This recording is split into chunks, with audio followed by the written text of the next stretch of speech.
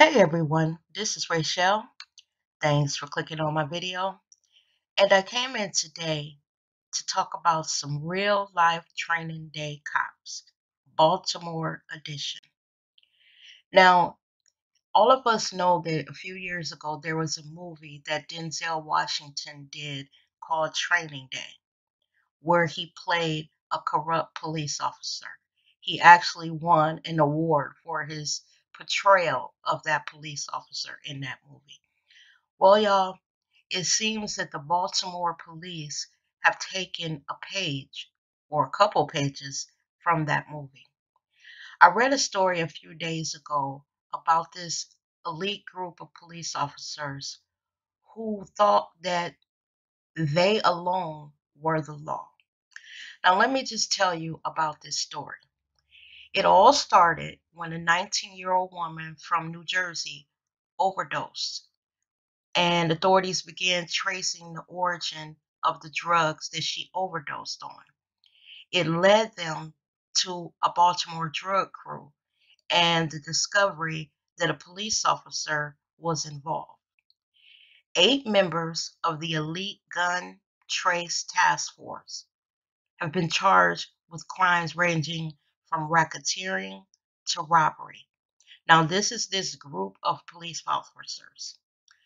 There is a story of a corrupt squad stopping a drug dealer during a traffic stop and robbing him of $6,500, then going to the man's home without a warrant and taking another $100,000 out of his safe. Now, keep in mind, y'all, these are police officers. They also were charged with targeting regular citizens.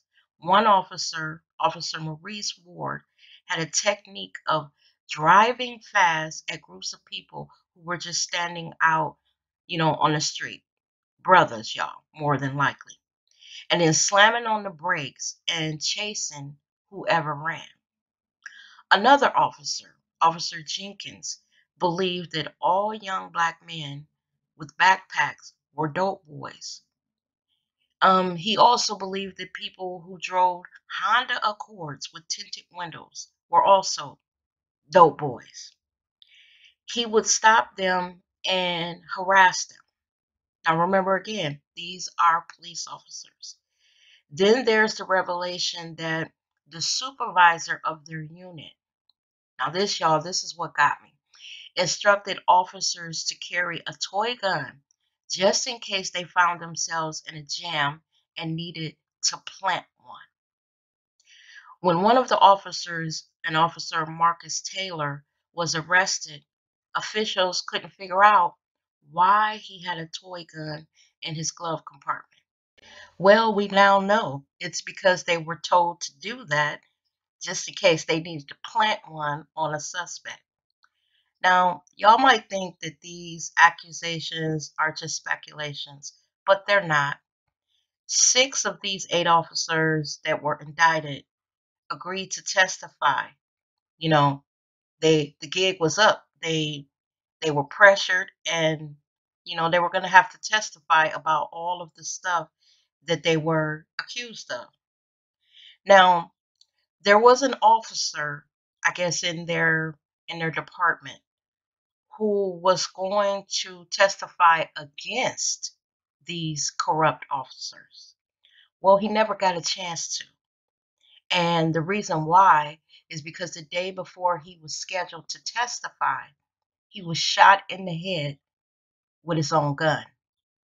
Now, it doesn't say whether this officer survived that shooting, but he was trying to do the right thing, and someone came after him. Y'all, when I first saw this story, what bothered me about it is the black officers that were involved. I cannot believe that those brothers rained terror down on the citizens of Baltimore, knowing what communities of color go through when it comes to the police. There have been stories that we have heard over the last couple of years, terrible stories of things that police officers have done to men of color. Think of Freddie Gray, the quote unquote bumpy ride that he took that ultimately killed him. Think of young Tamir Rice in Cleveland, where an officer rolled up on him and shot him to death within seconds of his patrol car stopping. For a brother, an officer that's a black man, to do this, knowing y'all, what goes on in our communities and what has gone on in our communities, bothered the hell out of me. When I look at this picture of these officers, the black ones, it's sad to say, but I hope that they get the book thrown at them, that they are convicted and they have to go to jail. Now, when they get to jail, I wonder where they're going to be sent, because they cannot be put in general population. Not with those inmates knowing that these are police officers and what they were convicted for. They're not going to fare well. They're going to have to be put somewhere in protective custody, because if they're put out in general population, I don't think they would survive it. This story bothered me because of all the stuff their brothers have gone through over the years when it comes to police. And to think that there were some black officers participating in this nonsense.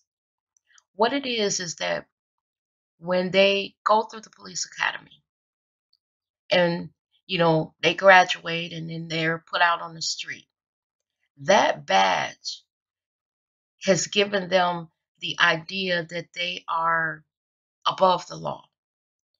That comes with a person that is power hungry, that has a big ego. And then when he gets out on the street, he, with that badge on his chest and that gun on his side, believes that he can take, steal, rob, beat, kill, whatever he wants to do, because he's going to get off. Because we all know that it is hard to indict a police officer. It is difficult to testify against a police officer because of what could happen to you. Now, these police officers that were involved in this, I don't know what the hell they were thinking. I just don't know. And that's why I wanted to do the story. I wanted to know if you guys had heard about this story, what you think of it, and what do you think of the fact that brothers were involved. Brothers, y'all. Like I said, they know what goes on in the community, and probably a lot of them came from those very communities that they were terrorizing. That's completely unacceptable, and it's also sad, y'all. Sad. But that just shows you what that badge can do. It just shows you the power that they believe that they have. When I look at this picture, y'all, I'm like, really? Really? Y'all participated in this bullshit against your own people? I don't know how this story is going to end. I don't know how many of them will end up, convicted of what they've been accused of. But I hope it's all of them. And I hope they get a whole bunch of years to think about what they did. Of course, there are people out there that are committing crimes and, they do need police, but they don't need this kind of policing. Police that are just as corrupt as the criminals that they are supposed to be out there catching. This is life in America for people of color. And I just shake my head. With that, y'all, this is the end of the video. I just want to know if you heard about the story. What do you think of it? And put your comments down in the comments section, because I'd be interested in reading. As always, everyone, thank you for watching the video, and I will see you in the next one. Stay safe now. Bye-bye.